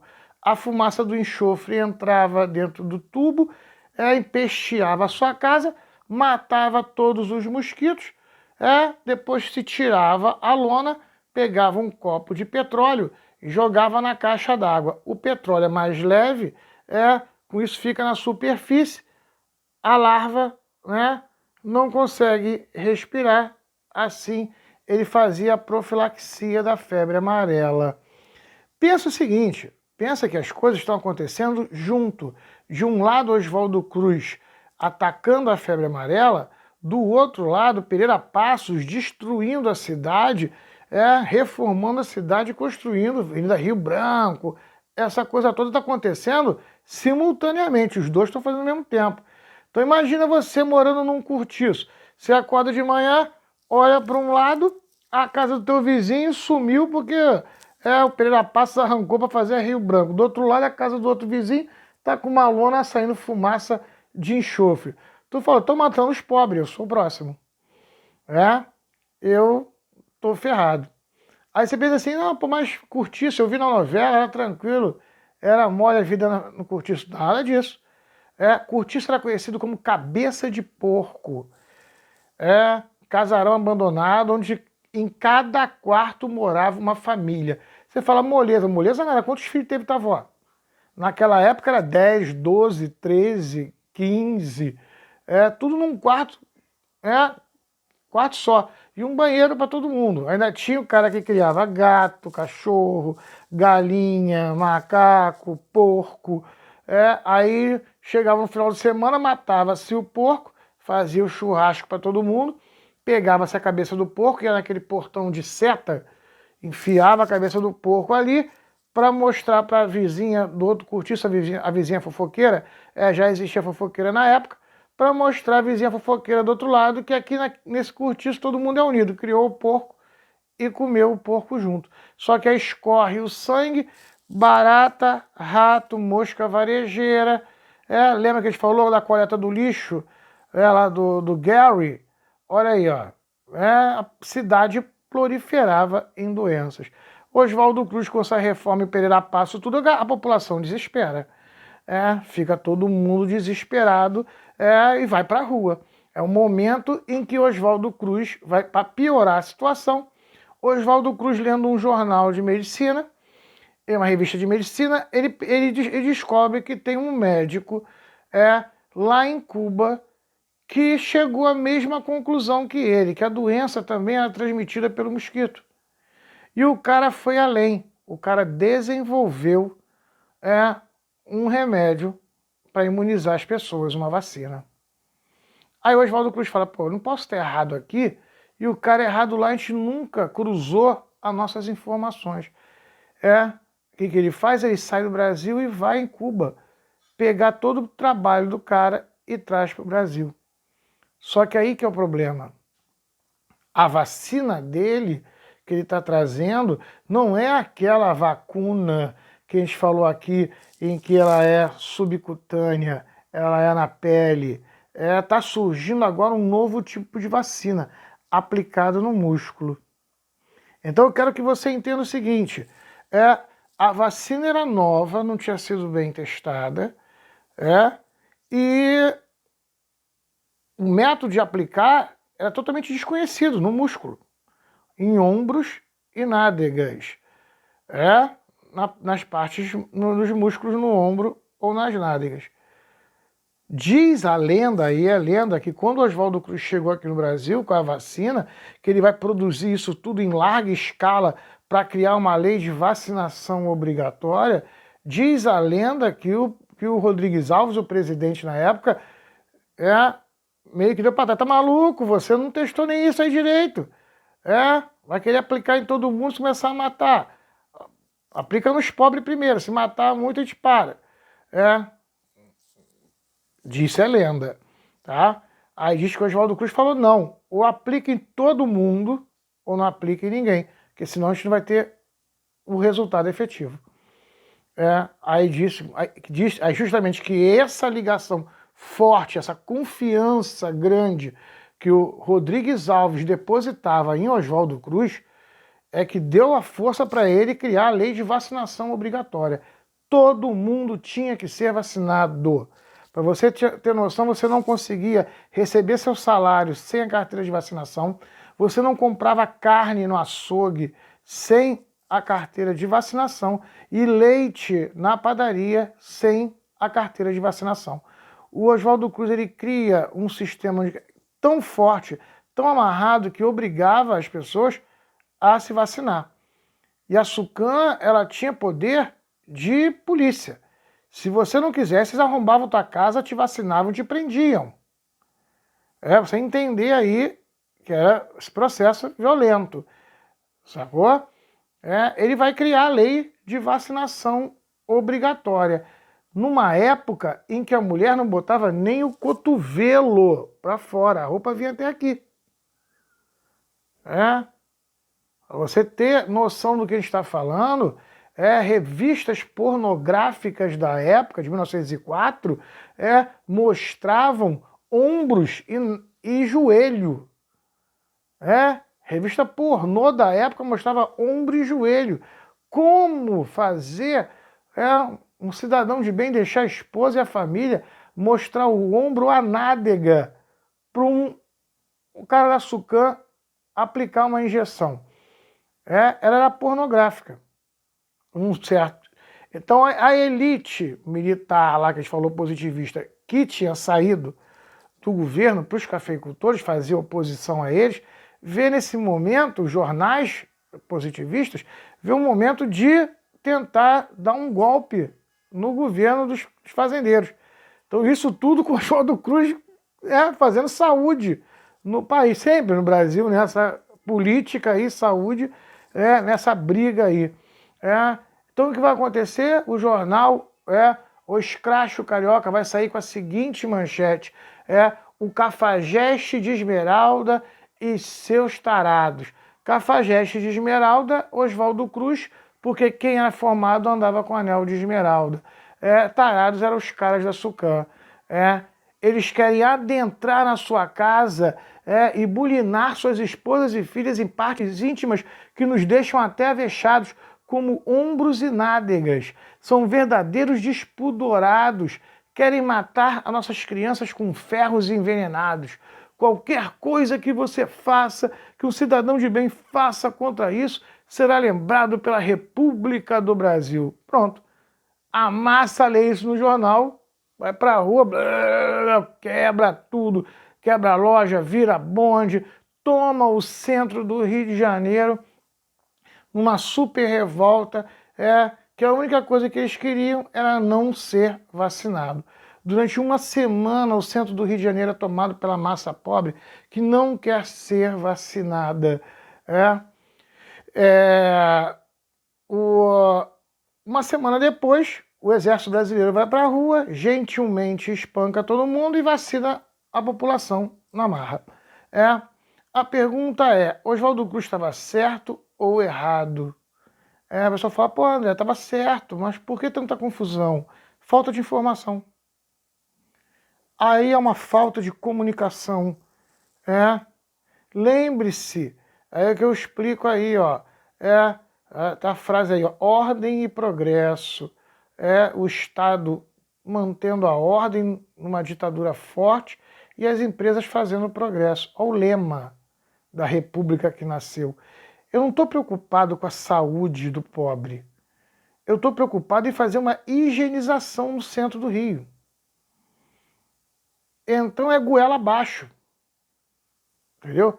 A primeira campanha de saúde no Brasil, ela é feita numa tentativa de higienizar o centro do Rio de Janeiro, da capital. Ele não está preocupado com a saúde do pobre. Está preocupado em criar um ambiente salubre para o gringo poder vir para cá. Você entender esse processo aí. Hoje não, nenhuma campanha sanitária, nenhuma campanha de vacinação sanitária, ela tem que vir, antes dela tem que vir uma campanha promocional. Vai para a televisão, explicar para que serve, como funciona. E mesmo assim ainda tem aí pessoal que não quer tomar vacina, né? Que ainda vive naquele mundo de que vacina não funciona. Terra plana e coisas desse gênero aí. Percebeu do que a gente está falando? Para a gente poder entender aí. Vamos lá. Quem participa aí dessa revolta da vacina, os grandes cientistas aí, ó, todos Oswaldo Cruz, Belisário Pena, Carlos Chagas e Adolfo Lutz. Todos os três aí alunos de Oswaldo Cruz. Todos os três aí maltratados, esculachados por todo mundo. Todos os três aí não gostavam de dar entrevista. Todos os três foram presidentes do Instituto Oswaldo Cruz. Vamos lá, vamos entender isso. Por que construir o Instituto Oswaldo Cruz? Que é o Instituto Manguinhos, vamos lá, nome, Instituto Manguinhos, que é a fazenda de Manguinhos. Então, aí quando Oswaldo Cruz morre, Instituto Oswaldo Cruz, também chamado de Fiocruz, Fundação Instituto Oswaldo Cruz, ou Instituto Soroterápico do Brasil, é a mesma coisa, mesmo lugar. Por que construir um instituto de pesquisa? Porque esse instituto de pesquisa é um castelo. E por que ele é um castelo mouro, árabe, né? Aquelas pontas assim. Vamos lá. Oswaldo Cruz sabia que ninguém gostava dele. E que ele pensava, Existem pesquisas que duram muito mais do que a vida de um pesquisador. Hoje a gente está aí, ó, quarentena, esperando para ver se na melhor das hipóteses, né, ano que vem a gente tem uma vacina. Ano que vem, ou seja, menos de um ano. Mas olha, a gente já está achando muito, né? Imagina, com toda a tecnologia que a gente tem hoje aí e o mundo inteiro correndo atrás da mesma coisa, vacina. Imagina naquela época, ele fala, pô, bicho, tem pesquisa aí que vai durar muito mais que a vida do pesquisador. Então o instituto ele tem que ficar, porque a pesquisa está sendo feita, o pesquisador morre, o instituto vai lá e bota outro pesquisador para continuar. E eu sei que quando eu morrer vai se perder tudo, porque ninguém gosta de mim, vai tacar fogo em tudo. Então você quer fazer uma coisa bonitinha, fazer um castelo, que as pessoas vão olhar e falar, ai que lindinho, não destrói não. E ninguém vai destruir. E com isso vai ficar. E por que um castelo mouro? Diz a lenda, né, que ele dizia que aquelas torres pareciam agulhas apontando para o céu. Aí vem o delírio, né, do artista, né, e que os desenhos, todos eles, são feitos com escrita árabe. Então você olha de longe assim, você vê um desenho. Quando você olha de perto, você vê que são escritas. Aí falou que para ele remete ao microscópio. De longe você vê uma coisa, quando você bota o olho lá para ver, é outra. Aí é o delírio artístico, né, do Oswaldo Cruz. Ele vai construir aí. Diz a lenda que ele vai construindo o castelo e botando tábuas na frente para ninguém ver, mas chega um momento em que as torres aparecem, aí os inimigos dele vão lá no presidente e falam, tá vendo aí? Falando que esse cara é maluco? Tá construindo um castelo, tá achando que é rei. Falou que o Rodrigues Alves vai lá e fala, não tem nada a ver, castelo é só por fora, é um laboratório, mostra o projeto, o presidente dá aval para ele terminar a Fiocruz, que vai ser administrada por ele, vai ser depois administrado também, né, pelo Belisário Pena, vai ser administrado por Carlos Chagas, por Adolfo Lutz, os alunos dele, né, todos ali, uma certa época, administraram ali a Fiocruz. O maior cientista entre os alunos dele é o Chagas. Ele foi o maior cientista. Belisário é o mais importante para a saúde pública do Brasil. Porque essa campanha de se vacinar a população no Brasil inteiro, que foi feita no Rio de Janeiro, quem leva para o Brasil inteiro a vacinação é o Belisário Pena. A cada cidadezinha que Belisário Pena passava, e ele era um cotoquinho, né? Tanto que ele andava com segurança, que era um gigantão, para ninguém bater nele, porque muita gente queria bater no Belisário. Em cada cidadezinha que ele ia, ele construía um posto de saúde e vacinava a população, inclusive aqui no bairro de Campo Grande. O bairro aqui de Campo Grande, o posto Belisário Pena, quem construiu foi Belisário Pena. Só que, para quem mora aqui no bairro, não era onde é hoje, aquela ali na rua André Vesalho, aqui perto do viaduto. Ele era perto da igreja do Desterro. Não tem ali aquele Itaú, o segundo Itaú lá em cima, quase chegando perto da igreja do Desterro. Aquele Itaú ali era o posto Belisário Pena, construído pelo próprio Belisário Pena. Depois, o centro de Campo Grande vai crescendo, o posto é retirado dali, ele é trazido aqui para o outro lado de Campo Grande, ali vai virar banco, vai virar uma série de coisas ali depois. Só você... ele vai rodar o Brasil inteiro fazendo o processo de vacinação da massa, dessa galera toda. Vamos lá, o maior cientista é o Chagas. Chagas, quando jovem ainda, né, garotão, ele vai acompanhando o Belisário Pena nas vacinações, e numa dessas vacinações ele encontra uma garotinha com uma doença, e ele vai fazer o quê? Ele vai conseguir isolar o transmissor, o vetor, vai conseguir isolar o parasita, que vai dar um nome de Trypanosoma cruzi. em homenagem ao professor Oswaldo Cruz, e vai criar a profilaxia da doença, que é a doença de Chagas. Ele vai ganhar o prêmio Nobel por causa disso, que não tinha Nobel ainda, mas é o que equivale hoje ao prêmio Nobel. É o prêmio que trocou de nome e virou, né, prêmio Nobel. Ele vai ganhar o prêmio de medicina da época. Porque são pouquíssimos os cientistas no mundo que conseguem fazer todo um processo da doença, desde a descoberta da doença até a profilaxia. Ele faz isso, e os médicos norte-americanos falam, vai dar prêmio de medicina pro cara que descobriu uma doencinha chinfrim, fuleira lá do interior do Brasil. Pô, tá brincando, pô. Menosprezaram o prêmio que foi dado ao Chagas. Sabe o que o Chagas fez? Não quero essa porcaria não. Toma essa porcaria de volta. Não quero isso não. Devolve o prêmio. Só que o pessoal cospe pro alto, né? Cai sempre na cara. Os próprios americanos, que nos Estados Unidos construindo estradas de ferro no Havaí, começam a pegar tal doençazinha chinfrim porcaria do Brasil, e falar assim, tem um cara brasileiro lá que fez um tratamento para isso. Aí vieram no Brasil, pegaram todo o trabalho do Chagas para poder tratar os trabalhadores americanos nas ferrovias no Havaí. Aí depois quiseram fazer uma homenagem, né, ao Chagas para devolver o prêmio. Tu já sabe onde ele mandou enfiar isso, não precisa nem responder. Para você ver como os cientistas brasileiros eram maltratados e mal vistos.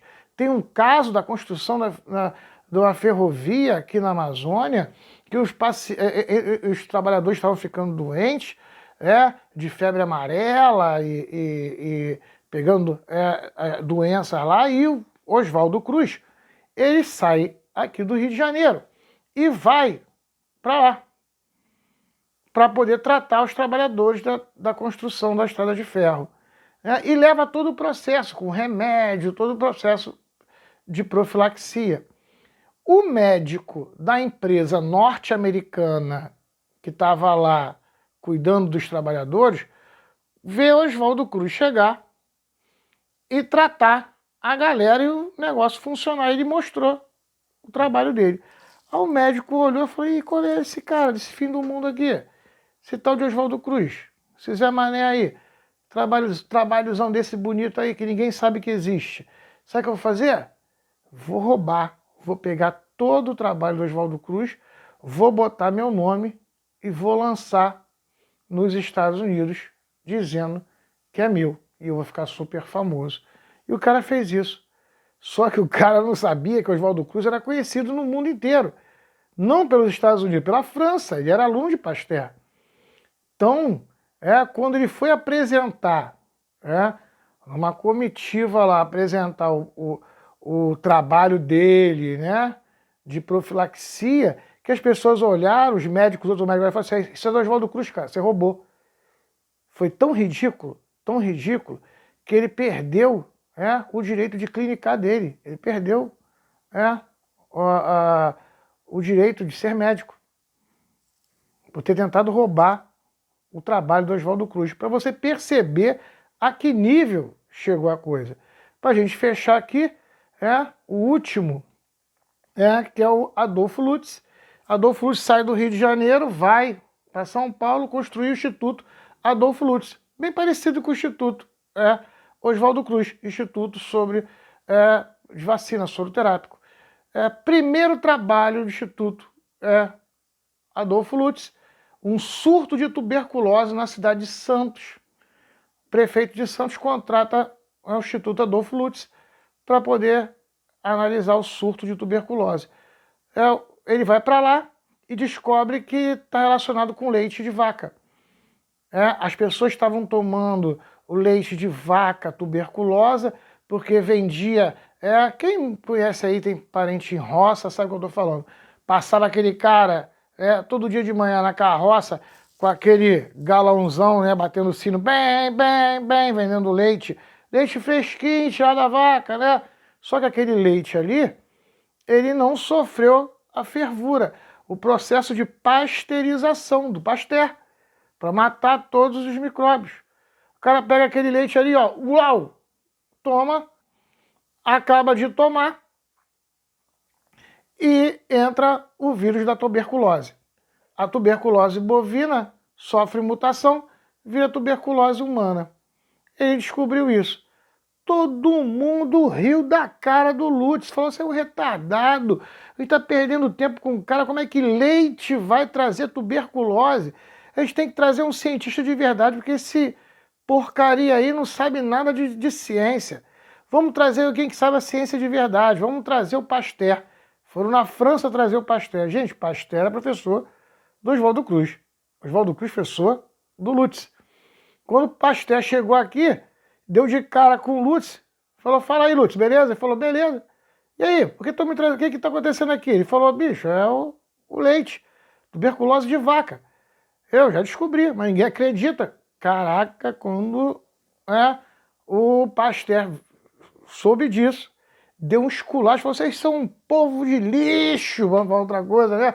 Vocês não dão valor assim aos cientistas de vocês, me fazem perder tempo. Foi que deu uma esculachada no prefeito de Santos, esculachou todo mundo e meteu o pé de volta para a França. Para você ter ideia, até bem pouco tempo, quem é com 100 anos na época, isso já está morto agora, com certeza, né? Deve ter morrido. Mas há uns 15, anos atrás, 15, 16, uns 15 anos atrás mais ou menos, quem comandava o Instituto Instituto Adolfo Lutz era a filha mais nova, né, do Lutz, com 100 e poucos anos ainda viva. Agora já não deve estar mais.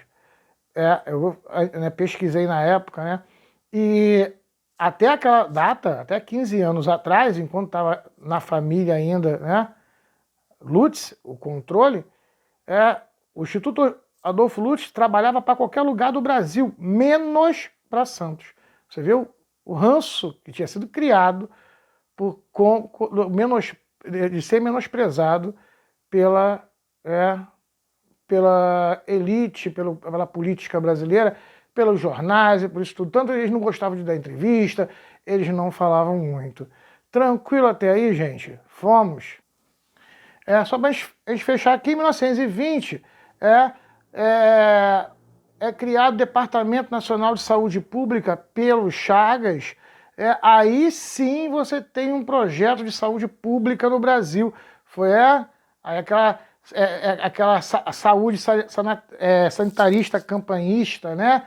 De campanhas sanitárias. Aí você tem agora um órgão pela saúde pública para reestruturar, o Chagas vai dar essa estruturada política aí. Fechamos aí, gente. Então, olha só. Agora tem exercício na apostila e a gente vai estar corrigindo aí os exercícios da última aula. Partiu? Vamos lá, galera, então? Vamos fechar agora aqui nossa aula hoje. Demos uma corridinha e tal. Vamos fechar agora aqui com o exercício das últimas aulas. Primeiro exercício aí, ó, assinale a alternativa correta. Indivíduo que se encontra com os sinais vitais em parâmetros normais, sem nada que venha agredir o seu organismo. Ou seja, não tem nada, ele está perfeito, 100% com saúde. A gente falou que isso não existe. Não existe ninguém com saúde 100%. Na verdade, ele possui aí uma saúde total, né? A saúde total pra gente aí. Tranquilo? Vamos lá? Número 2. Está relacionada com a capacidade que o indivíduo tem de exercer a sua profissão. Olha aí, ó. A gente falou aqui, ó. Organização Mundial de Saúde. A gente já falei aqui, ó. Os soropositivos são aquele cara que tem um HIV, mas ele toma lá o remédio e tá bem. Ele é uma pessoa saudável. Ou seja, está relacionada à capacidade de estudar, trabalhar. Então, aí, ó. Saúde da Organização Mundial de Saúde. Número 2. Tranquilo até aí? Vamos seguir? Beleza. Boa alimentação, sono tranquilo, renda suficiente, significam o quê? A gente falou aqui, ó, fatores condicionantes para uma saúde ideal. É, isso aí. Atividade sexual saudável, boa alimentação, atividade física. Essa é uma saúde aí ideal. Tranquilo até aí, gente? Estão seguindo? Vamos lá, então? Beleza. Número 4. Considerada época negra da enfermagem, quando a atividade era exercida por pessoas desqualificadas, prostitutas e mendigos, né? A gente falou aqui a idade, né? A idade moderna ou o renascimento da saúde, aquele momento onde nasce, onde surge, nasce, né, um médico laico, ou seja, aquele médico que não é da igreja, mas ele bota qualquer uma pessoa para trabalhar. Então é resposta aí, ó, saúde no renascimento, idade moderna. Fomos aí, gente, tranquilo? 5. Fase em que a doença era considerada um castigo divino, não existia distinção das doenças e qualquer pessoa podia curar, tratar um doente. Foi o que a gente falou aqui, ó. Lá na antiguidade, na época de Jesus, qualquer pessoa que só achasse a cura era livre. Nas feiras de domingo tinha curandeiro para tudo quanto é lado. Era livre isso. Então aqui, ó. Saúde na antiguidade clássica. Número 5. Vamos lá. Época de ouro da enfermagem, onde a doença era considerada um castigo divino. Época de ouro, a gente falou que as freiras enfermeiras, na Idade Média, onde ser freira enfermeira era uma dádiva de Deus, era uma coisa que Deus dava, o dom da cura para a enfermeira. Então saúde medieval, número 6, saúde medieval. Até aí, tranquilo, gente? Estamos indo? Vamos lá, então. Período em que surgiu a saúde pública e já se utilizava a divisão técnica do trabalho nos hospitais. Aí a gente falou aqui, ó, o mundo contemporâneo. Foi o que a gente falou. Ali que começa na idade contemporânea, com a Revolução Industrial, é que, bum! A especialista disso, especialista daquilo, as universidades começam a desenvolver especialização, os hospitais cada vez criam-se mais especializações, equipamentos, áreas vão se abrir aí com a idade contemporânea. Saúde, né? E o surgimento da saúde pública. A gente viu até hoje aqui, falando no Brasil também, a República, surge aqui pra gente o conceito de saúde pública. Até aí, tranquilo, gente? Partimos? Número 8, personalidade da história da saúde que marcou a idade contemporânea. A gente fala, tem vários mais, sem sombra de dúvida. Florence Nightingale é a nossa, né? Em enfermagem é a nossa aqui, a principal. Tranquilo? Número 9, considerado o pai da medicina pelos seus feitos. Hipócrates de Cós, que a gente falou aqui, ó, lá até com o juramento hipocrático, né? Que a gente chegou a ver aqui na nossa aula. Tranquilo até aí, gente? Estamos indo? Vamos lá. 10. Ele foi o primeiro a fazer a auscultação como exame clínico para diagnóstico. A gente falou aqui, né? René Laniac é o cara que pegou, desenvolveu lá um tratado sobre auscultação como método clínico. Então, a número 10 aí é René. Fomos aí? Beleza, 11. Florence foi muito importante no tratamento e cuidado dos soldados feridos. Em qual guerra? Aí a gente falou, ó, Guerra da Crimeia. Eu falo sempre aqui, ó, pessoal, quem quer fazer concurso público para a área militar, eu sempre explico isso, quem quer fazer concurso público para a área civil, município, estado, federal, cai muito SUS e quase não cai nada de história da saúde que a gente está vendo aqui. Agora, quando você quer fazer para a área militar, é o contrário, não cai nada de SUS e cai muito do que a gente está falando aqui nesse período. Da área da história da saúde. Sempre cai guerra. Se é para a área militar, sempre vai cair guerra. E as guerras mais importantes que você tem que estudar. Primeiro, guerra em que Florence participou, Guerra da Crimeia. Guerra em que Ana Nery participou, Guerra do Paraguai. E a primeira vez que a Cruz Vermelha do Brasil participa de uma guerra é a Primeira Guerra Mundial. Então essas 3 guerras aqui sempre caem para concurso na área militar. Fique esperto em relação a essas 3 guerras. Sempre cai uma, então cai tudo. Sempre tem uma caindo. Então aqui, ó, Florence, Guerra da Crimeia. Tranquilo aí, gente? Vamos seguir? Vamos lá. Qual das alternativas não é marcada como um método considerado de Florence Nightingale? A gente acabou na outra aula não dando tempo de falar sobre os métodos Nightingale. Então aqui vamos falar aqui, ó. Todos esses aqui são métodos Nightingale, só que tem um aqui que eu mudei para ele ficar errado. Então vamos falar aqui só um pouquinho sobre eles rapidamente. Vamos lá, letra A. Os estados devem manter o ensino de enfermagem e este deve ser importante como qualquer forma de ensino. Tá certo, Florence falou isso. É usado, André? O Estado mantém o ensino de enfermagem, ele pode até não fazer. São pouquíssimas escolas públicas de técnico em enfermagem, mas o Estado garante que exista enfermeiros. Ele deixa para a iniciativa privada fazer, então ele cumpre o papel, não falta enfermeiro. Lembra que a gente falou aqui, na nossa primeira aula, o Estado não pode deixar faltar nenhum profissional. Então ele garante isso. E deve ser importante como qualquer forma de ensino, certo? Ele está vinculado ao ensino médio. Você não vai tirar o teu técnico de enfermagem se você não se formar no ensino médio, se não tiver o diploma do ensino médio. Vinculando os dois, garante que o técnico de enfermagem seja tão importante como qualquer forma de ensino. Tranquilo até aí, gente? Vamos lá. Deveria existir uma estreita associação entre hospitais, escolas de treinamento e estas dependerem financeiramente da administração do hospital. Essa aqui é que está errada. Então marca aí, está querendo errada? Marca aí. A Florence diz o seguinte, deve haver uma estreita ligação entre hospital e instituição de ensino de enfermagem. E uma independer da outra. Acontece isso, André? Acontece. Vocês devem estagiar no Rocha Faria. Então o hospital, ele serve como campo de estudo e pesquisa para vocês. Há uma estreita ligação entre o colégio e o centro, o hospital. Mas a administração do colégio é uma, a administração do hospital é outra. A verba que o colégio funciona é com uma, a verba do hospital é outra. Então existe uma estreita ligação entre os dois, mas um independe do outro na sua administração e no seu, na sua verba. Tranquilo? Beleza, mas essa aqui está errada. Então marca essa aqui. Vamos ver as outras.